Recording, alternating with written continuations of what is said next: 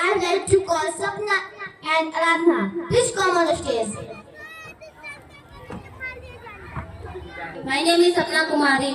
I am from 8th class and now I am going to say some things about Republic Day. Firstly, I wish you Happy Republic Day. Today we are celebrating 27th Republic Day of India, a day that marked with a pivotal moment in our nation's history. On this historic date in 1950, India transitioned from a British dominion to a fully connected independent republic, with its constitution as the republic as the supreme law of the land. सुप्रभात।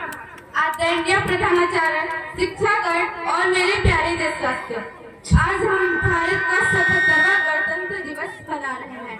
यह वह दिन है जो हमारे राष्ट्र के इतिहास में एक महत्वपूर्ण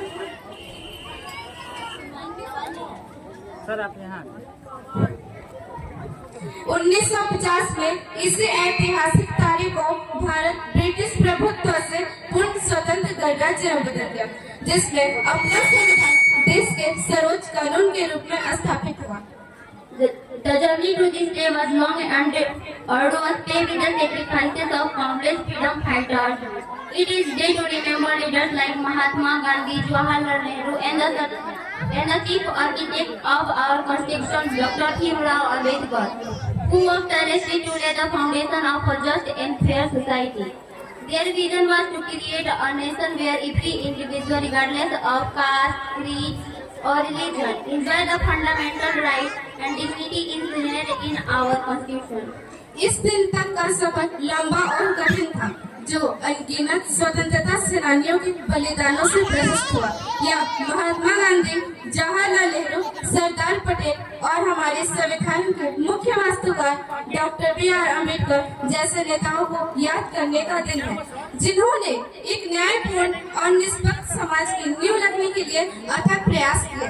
उनका दृष्टिकोण एक ऐसा राष्ट्र बनाना था जहां हर व्यक्ति, चाहे वह किसी भी जाति, पंथ या धर्म का हो, हमारे संविधान में निहित मौलिक अधिकारों और गरिमा का आनंद ले सके।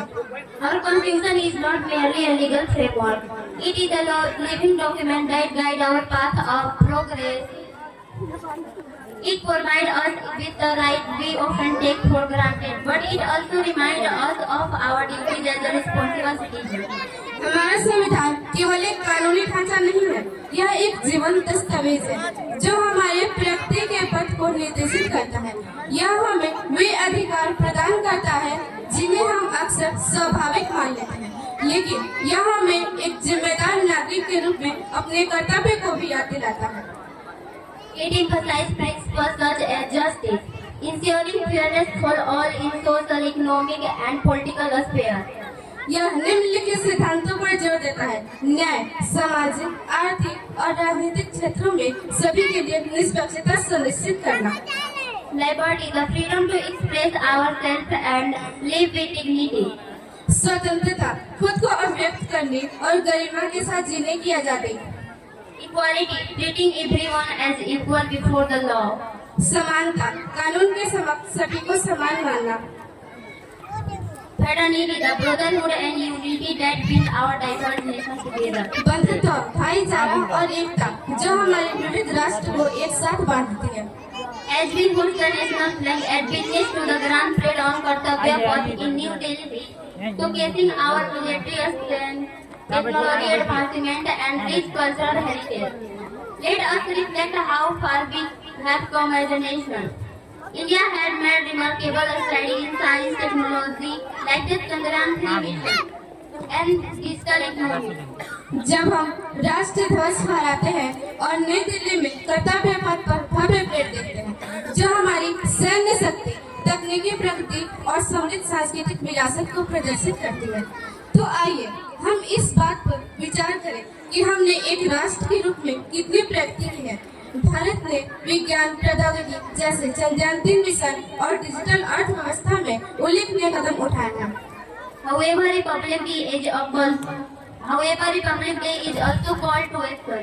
We must work together to eradicate social evil like poverty, corruption, and discrimination. Each of us has power to make a difference through small actions, respecting our surroundings, helping others, valuing education. education, and engaging proactively in our democracy. हालांकि गणतंत्र दिवस कार्रवाई के लिए आह्वान भी है। हमें गरीबी, भ्रष्टाचार और भेदभाव जैसी सामाजिक बुराइयों को खत्म करने के लिए मिलकर काम करना चाहिए। हम में से हर एक में छोटे कार्यों के माध्यम से बदलाव लाने की शक्ति है। अपने परिवेश का सम्मान करना, दूसरों की मदद करना, शिक्षा को महत्व देना और अपने लोकतंत्र में सक्रिय रूप से भाग लेना। As Swami Vivekananda once said, the strength of a nation lies in the homes of its people. जैसा कि स्वामी विवेकानंद ने एक बार कहा था, एक राष्ट्र की ताकत उसके लोगों के घरों में निहित होती है। Let us pledge to honor the ideal of our institution and respect for our army force who protect our sovereignty and contribute to build a brighter and more glorious future for India. तो आइए हम अपने संविधान के आदर्शों का सम्मान करने, अपनी संप्रभुता की रक्षा करने वाले सशस्त्र बलों का आदर करने और भारत के लिए एक उज्जवल अधिक भविष्य के निर्माण में योगदान देने का संकल्प लें। Thank you for listening and I wish you a very happy Republic Day. सुनने के लिए धन्यवाद और आप सभी को गणतंत्र दिवस की बहुत बहुत शुभकामनाएं। जय हिंद, जय भारत, वंदे मातरम।